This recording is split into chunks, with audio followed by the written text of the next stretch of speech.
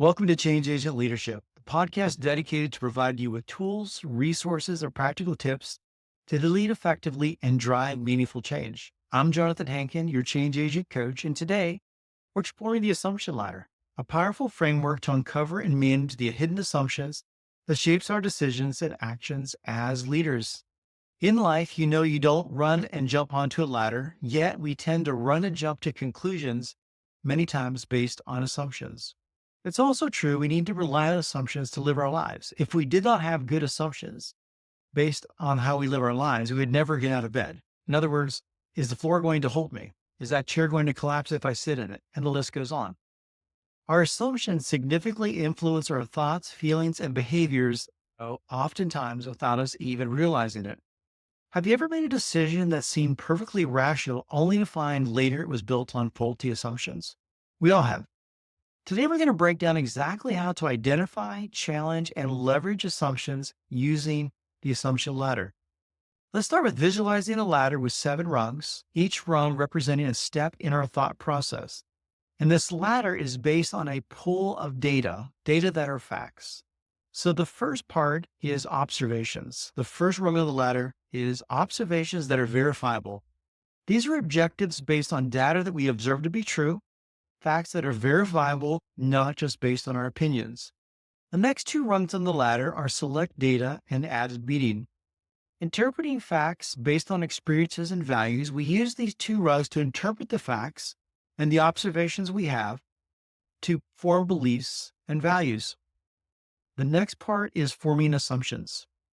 The fourth rung is interpretation, taking interpretations to lead to our assumptions from the data and the experiences we have. We do this all the time. We make assumptions based on a situation we're in, based on the data and the information we have. We then form conclusions. Step 5, our assumptions drive us towards conclusions, and we adopt beliefs, which is the next rung on the ladder. The beliefs are where we are and how confident we are in our decisions of assumptions. In other words, we form conclusions that we have, and we will defend those as facts. And then we take action. So based on our beliefs and everything we've done so far on this ladder, we then take action. We actually move up and down this ladder so quickly and subconsciously that we rarely pause and check our assumptions. We see something happen and we jump to a conclusion and believe that as fact. So what does that look like in real life? Well, this might have happened to you in your workplace. Imagine your team member regularly arrives late to work, or at least it seems that way to you. Fact, they are late.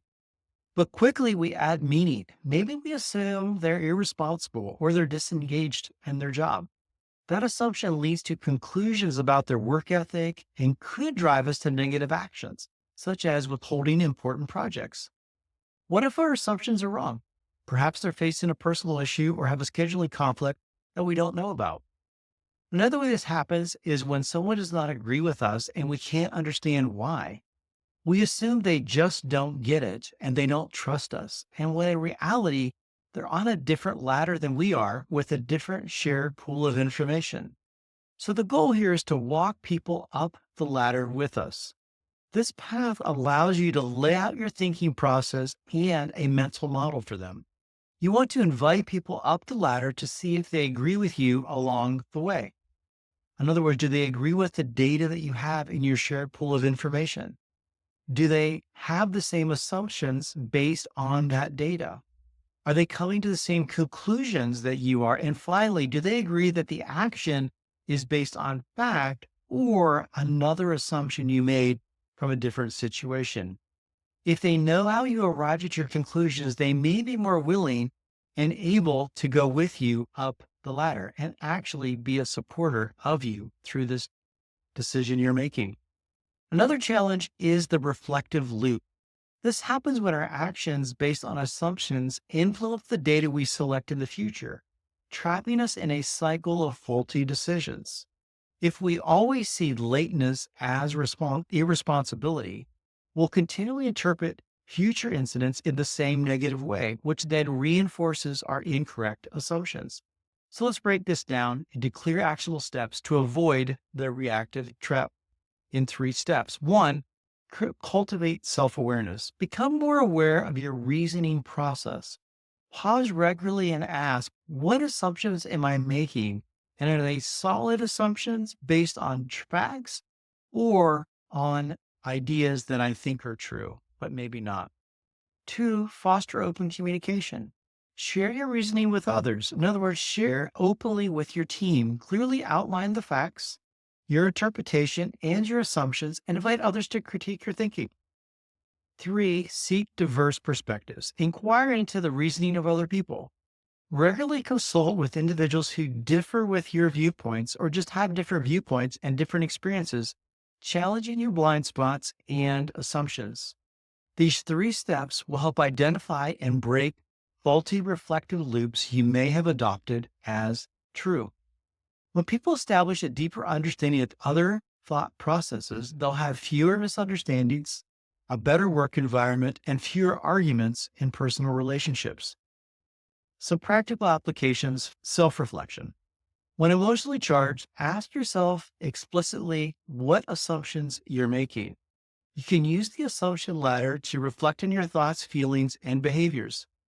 When your feelings or behaviors are acting in a certain way that are challenging you, ask yourself, what assumptions are you making about the situation? What assumptions could the other person be making?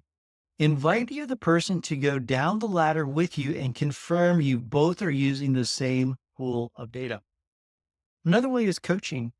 Coaches often use this to identify and challenge assumptions for better decision making. Is this something you should consider? Three, team collaboration. Teams can use assumption ladders to improve communication and collaboration.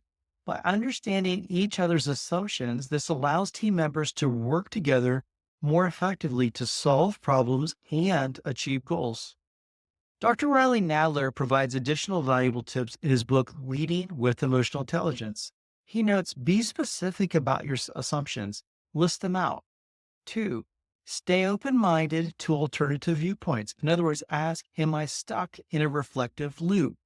And three, be willing to adjust or abandon assumptions when necessary. Remember, slowing down and clarifying your thinking invites better collaboration, more creative solutions, and robust decisions.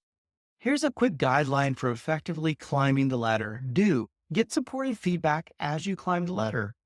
Open yourself up to different viewpoints. Encourage constructive dialogue and listen actively and inquire genuinely versus just advocating for your position. Some things to not do: don't use it defensively. Don't attack or undermine other people's ladders. The goal is not to knock someone off their ladder so that they understand your views only. Don't expect mastery immediately. It takes time and consistent practice to use this. Couple takeaways. As leaders, our ability to clarify and communicate our assumptions shapes our effectiveness. By mastering the assumption ladder, you ensure decisions are thoughtful, transparent, and aligned with reality, improving both personal and organizational outcomes. The challenge for you this week: pick a challenging decision you're facing and intentionally climb the ladder, and openly share your process with someone on your team, someone you trust. Invite their feedback. Self-reflect on the process and ask if you're too quick to move up the ladder or if you're stuck in a reflective loop. If you found this helpful, be sure to like, subscribe, and share it with another leader who could use this. Let's grow this community of change agents together. Follow me and engage in the comments. I'd love to hear how you apply the assumption ladder in your leadership journey.